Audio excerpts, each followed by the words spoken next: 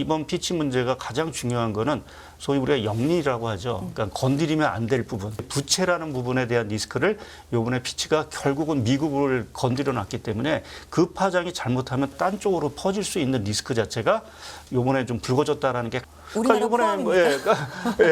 뭐 미국을 내렸지만 이제 뭐 예를 들어서 중국을 또 네. 피치가 내린다든지 또 뭐 일본을 내린다든지 뭐 특히 우리나라 같은 경우 앞서도 말씀드린 여러 가지 부채 리스크가 지금 산재해 있기 때문에 그러한 부분에서 보면은 상당히 국내 입장에서 상당히 좀 부담스러울 수밖에 없는. 그래서 어저께 원달러 환율 자체가 다른 나라에 비해서 상당히 큰 폭으로 상승한 부분 자체는 그러한 어떤 우려 자체가 상당 부분 저변에 깔려 있는 것이 아닌가 보고 있습니다. 저희 또 스튜디오에서 모셔보고 한 분 한 분 차례로 이야기를 나눠보도록 하겠습니다. 바로 모셔보죠. 하이투자증권 리서치센터 박상현 전문위원 나오셨습니다. 위원님 안녕하세요. 네, 안녕하세요. 네. 뭐 피치 얘기부터 안 할 수가 없는데 어제 오전에 이거 관련돼서 가장 먼저 가장 빠르게 발빠르게 손빠르게라고 해야 되나요? 네, 여의도에서 보고서를 내셨습니다. 뭐 거의 준비돼 있으셨던 겁니까? 예, 약간은 좀 네. 저희가 최근에 좀 고민이 전 세계적으로 좀 부채라는 부분 자체가 사실은 계속 좀 이슈가, 왜냐하면 또 중국도 부채 문제를 얘기를 했고 네. 또 우리나라도 뭐 부동산 PF라든지 뭐 여러 가지 이제 부채 리스크 자체가 이제 도사리고 있어서 언젠가 한 번은 이 부채라는 부분 자체가 조금 시장에 좀 부담을 줄 수 있다라는 좀 생각을 좀 하고 있어서 조금 이제 좀 뭐 이렇게 자료라든지 데이터를 좀 준비해 본 분들이 좀 있었습니다. 그렇군요. 그래서 가장 빠르게 보고서를 공개를 해주셔서 저희가 좀 볼 수가 있었는데 일단 어떻게 보십니까? 이게 12년 만에 지금 일이고 그때와 지금은 같지만 또 다르다 하고 분석이 나오고 있는 부분들도 많아서 전반적으로 어떻게 보고 계세요?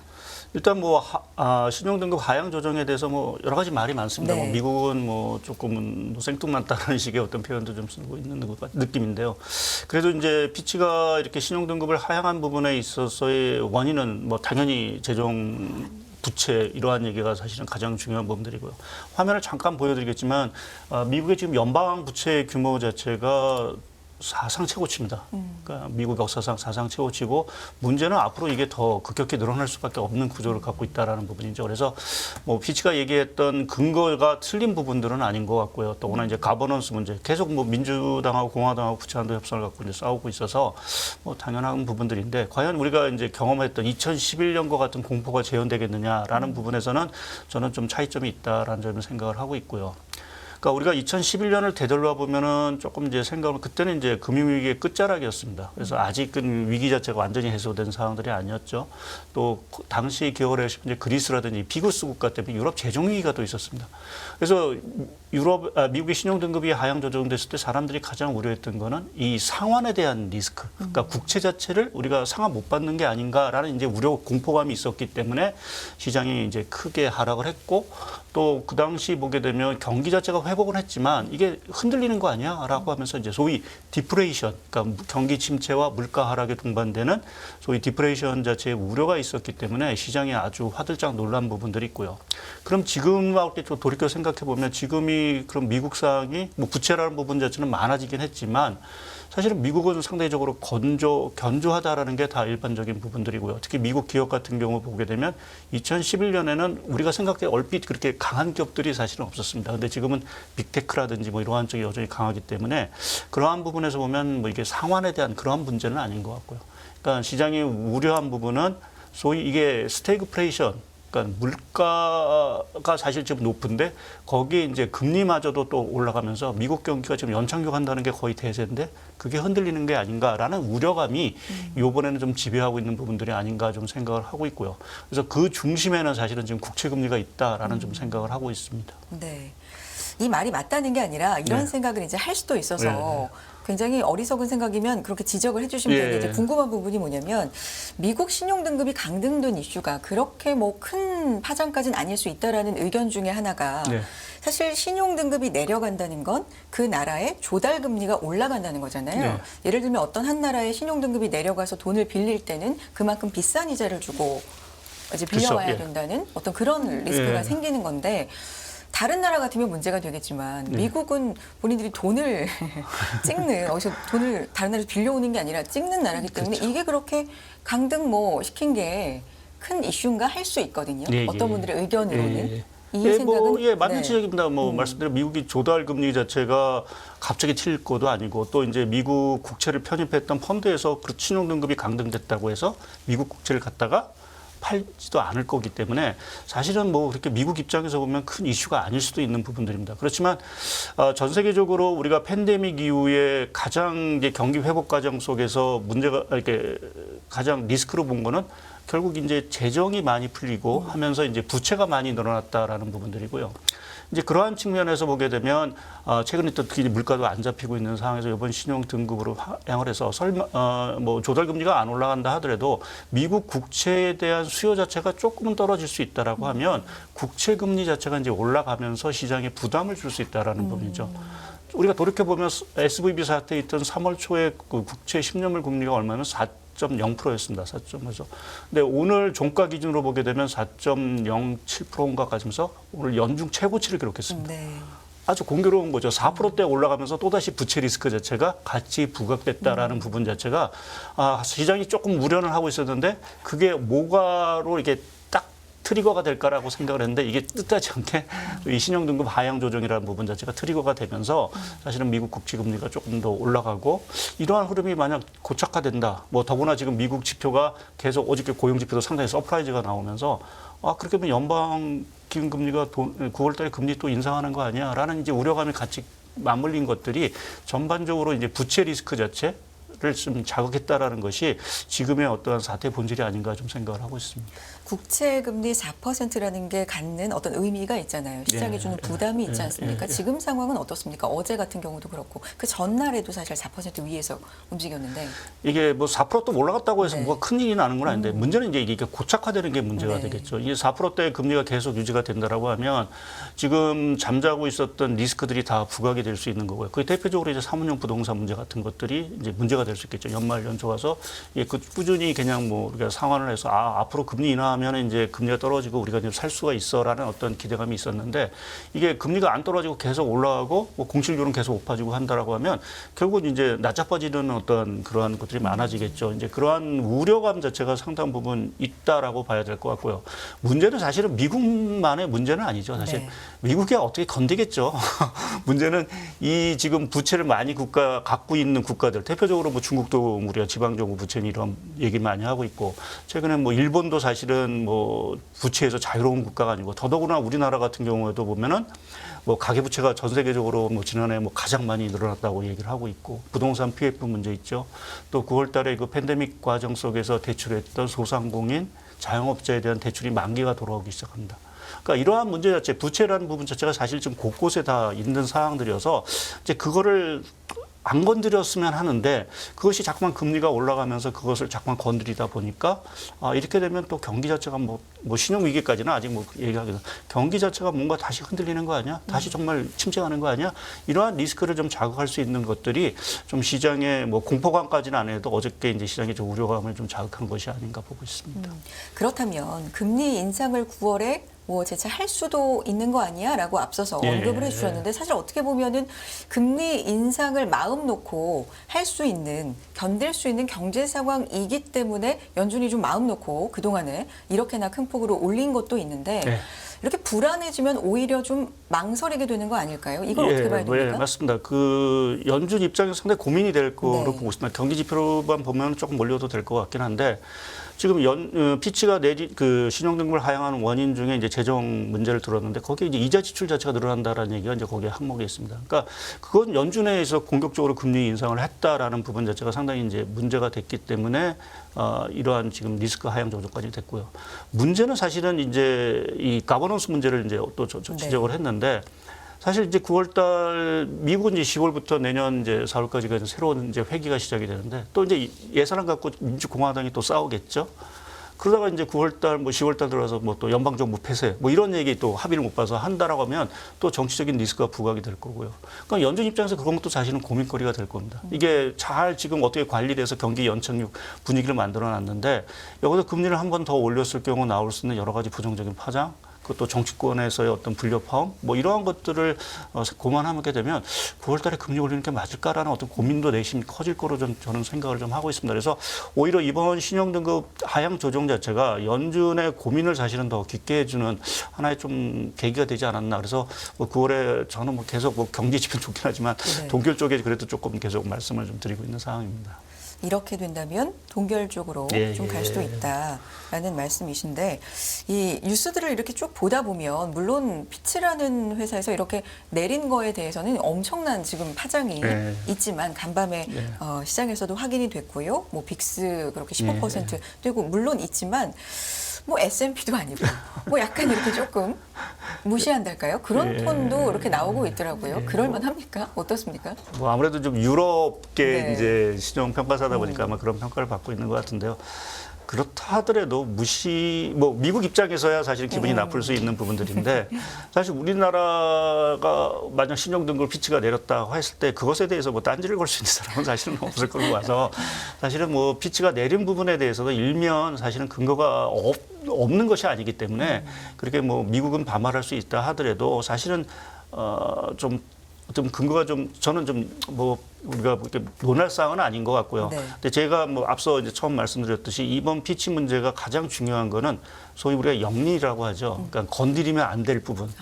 그 부분을 사실은 건드려 놓았다는 것. 그것이 이제 부채라는 부분에 대한 리스크를 요번에 피치가 결국은 미국을 건드려 놨기 때문에 그 파장이 잘못하면 미국이 아니라 딴 쪽으로 퍼질 수 있는 리스크 자체가 요번에 좀 불거졌다라는 게 가장 좀 찜찜한 저 개인적으로 봤을 때는 가장 찜찜한 부분들입니다. 영리는 부채였고 예. 이건 다른 부분으로도 퍼질 여지가 네, 분명히, 충분히 있고 그건 뭐 국가들일 네. 거고요.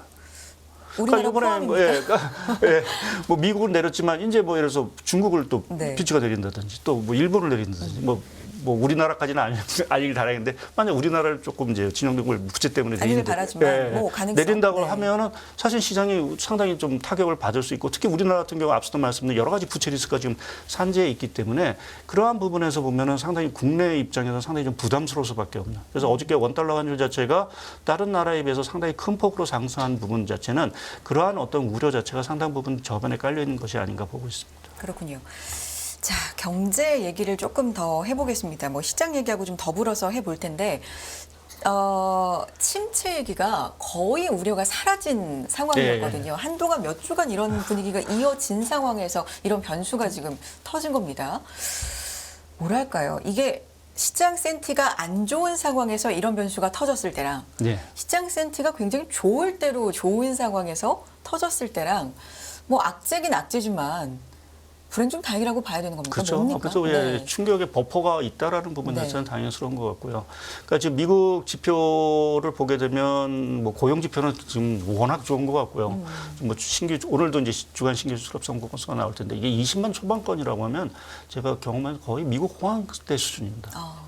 그러니까 지금 어저께 뭐 ADP 그 민간 고용 자체도 상당히 서프라이즈가 났고요. 예상치보다 2배가 나왔죠. 네, 그러니까 여전히 미국은 네. 뭐 고용 시장이 견조하다라는 부분들이고 지금 미국 자동차 판매라든지 이러한 것들을 보게 되면 뭐 이전 수준을 회복을 못했지만 계속해서 꾸준히 늘고 소비가 안 줄고 있다라는 부분에서 보게 되면 미국 경기는 상당 부분 견조하다. 특히 이제 우리가 뭐 3분기, 뭐 4분기 갈수록 좀 모멘텀은 당연히 약화될 수밖에 없긴 한데 그렇다고 해서 뭐 지금 연착륙 기조 자체가 뭐 전혀 흔들릴 기미는 저희 보이지 않고 있고요. 문제는 이제 이번 신용등급 하향 조정으로 인해서 말씀드린 대로 이제 불안은 조금 이제 가시화된 부분들이긴 하지만 향후에 이러한 것들이 더 이제 문제가 되려면 결국 연준의 정책 자체가 상당히 중요한 부분들이 되겠죠. 9월달 뭐 이제 8월달에 특히 이제 뭐 잭슨홀 미팅도 있고. 한 부분 거기서 뭐 또 뭐 금리 인상에 대한 얘기들이 좀 더 나온다라고 하면 또 시중 국채 금리가 말씀드린 더 올라갈 수 있고 이제 그렇게 되면 뭐 경기는 연착륙 가긴 하겠지만 그 연착륙의 모습들 자체가 다소 덜컹거리는 또 연착륙이 될 수 있는 부분들이 있어서 뭐 지금의 분위기 뭐 지금의 지표 나온 거를 봐서는 미국 경기에 대해서 그렇게 큰 우려를 할 단계는 아니긴 하지만 향후에 벌어질 여러 가지 미국의 금리에 대한 것들 또 물가 뭐 이러한 지표에 따라서는 다소 조금 덜컹거릴 수는 있다라는 적인 정도로 요약을 해볼 수 있을 것 같습니다. 네, 알겠습니다. 주식시장 관점에서 보면 네. 많이 올랐잖아요. 예. 올랐는데 불안불안하다가 예. 이거 언제쯤 차익 매물이 이거 너무 고점 아니야? 예. 차익 매물이 언제쯤 쏟아질까라는 마음적으로 보면 예. 네. 그런 마음이 계속 있던 상황에서 이런 악재가 터진다. 이건 물론 악재지만 제때에 좀 핑계거리가 맞아떨어졌다. 예, 좀 이런 그런, 관점으로도 볼 수 있지 않습니까? 좀 어떻게 예, 보십니까? 예, 정확한 지적이신 것 같습니다. 뭐 누군가 조금 뭐 올라가긴 하는데 좀 뭔가 불안한 부분들이 좀 있고 뭐 좀 차익 실현을 좀 해야겠는데 뭐 이러한 데서 좀 고러한 시점에서 이러한 것들이 좀 터진 것 같고요. 특히 이제 미국 뭐 나스닥이라든지 최근에 흐름을 보게 되면 이제 미국의 금리 상승을 무시하고 계속해서 상승을 하다가 언제 좀 브로키가 걸릴 것 같은데라고 생각하던 시점에서 이 문제가 사실 터지면서 특히 어저께 같은 경우에 나스닥 자체가 사실 많이 조정을 좀 받은 것들이 아마 그러한 영향들이 아닌가 좀 생각을 하고 있고요. 근데 여기서 그러면 뭐 추세적으로 더 갈 거냐, 우리가 2011년처럼 뭐 일주일 동안 15%씩 이제 급락하는 이러한 장세가 될 거냐라는 부분에서는 말씀드린 대로 미국 경제 체력 자체가 여전히 좀 견조한 상황들이고 지금 미국의 물가라든지 또 연준에도 금리 인상 사이클의 중단 가능성 뭐 이러한 것들이 여전히 좀 널려 있는 부분들이 있어서 뭐 단기적인 조정이 그치지 않을까라는 좀 개인적인 생각을 좀 하고 있고요. 다만 오늘 강조드리고 싶은 거는 제가 뭐 자료라든지 이런 것들을 통해서 계속 말씀을 드리는데 그래도 조금 경계를 해야 된다면 국제금리 흐름 자체가 앞으로 어떻게 될 거냐 이게 계속해서 올라가는 흐름을 갈 거냐 아니면 조금 4%대에서 다시 3%대로 다시 좀 하향 진입하는 이러한 모습을 보일 거냐에 따라서 시장의 좀 흐름이 조정이 길어질 거냐 아니면 다시 조금 반등의 힘이 강해질 거냐라는 부분이 결정되지 않을까 보고 있습니다. 초반부터 지금 강조를 해주시는 게 국채. 예. 금리입니다. 국채 금리는 계속해서 지금 어쨌든 높은 수준으로 가고 있기 때문에 계속해서 좀 주시할 필요가 있을 것 같다라는 거고요. 그 선을 어느 정도로 보면 되겠습니까? 어제 밤에 보면 일본 쪽도 많이 올랐죠. 많이 튀었죠. 일본도 어저께 0.63까지 뛰었죠.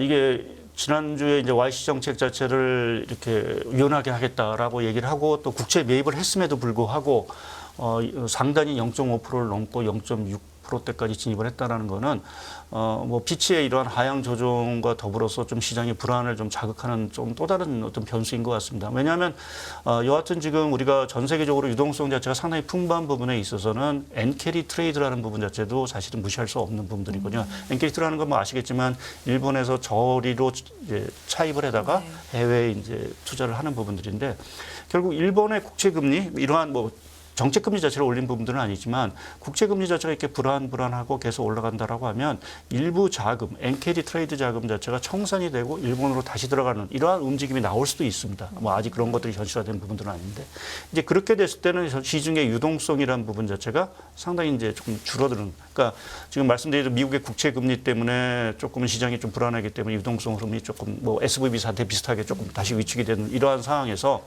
일본의 어떤 그 금리 국채금리 상승 또 BOJ의 어떤 통화정책 방향의 전환 이러한 것들 때문에 유동성 자체가 조금 위축이 된다라고 하면 좀 시장이 그동안은 조금 어떻게 보면 좀 편안하게 왔던 분위기 자체가 조금은 좀 약간 위축되는 이러한 영향들이 있어서 일본 쪽에서의 그 국채 금리 흐름도 저희가 또 예의 주시해야 되는 부분들이 하나 또 생긴 것 같습니다.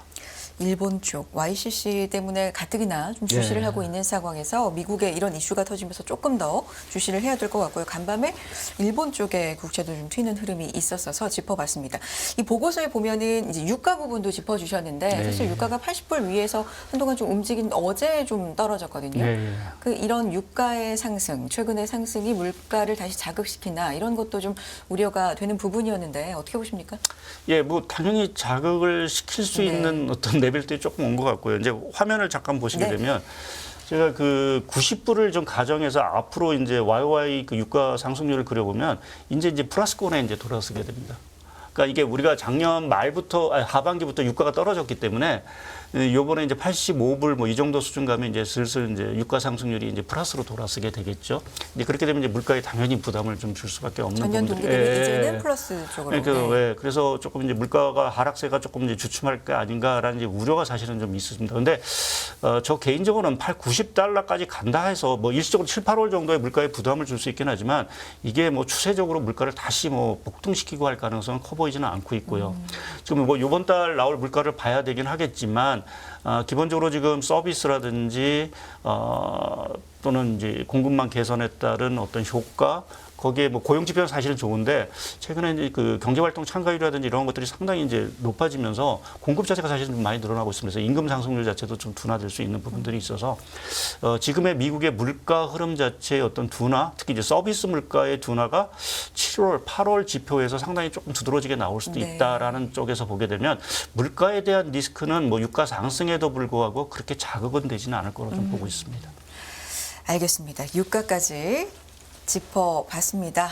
어제 또 신용등급, 미국의 신용등급 강등과 관련돼서 어제 오전에 가장 빠르게 내신 보고서 통해서 저희가 의견 요약해서 또 들어봤습니다. 하이투자증권 리서치센터 박상현 전문위원이었습니다. 고맙습니다. 예, 의원님. 감사합니다. 네.